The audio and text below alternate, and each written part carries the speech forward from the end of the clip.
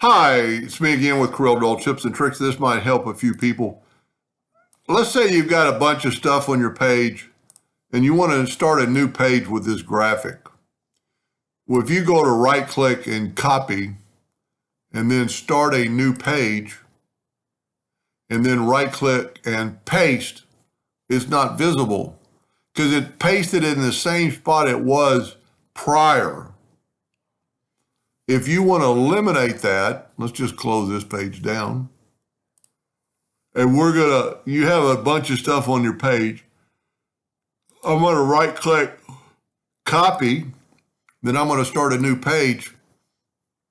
And I'm going to right click, paste in view. It's going to put it on your screen. Saves you a little bit of time when you're doing stuff instead of having to look for everything. Because if this thing was way off your page, let's say you got a bunch of graphics and you copy and you paste and you go, well, where's it at? Well, you can always hit F4 on your keyboard and there it is way over there.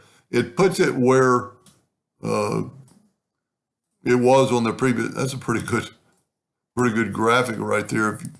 If you ever did something for somebody that wrote. Anyway, hope that helped a little bit. Thank you for watching.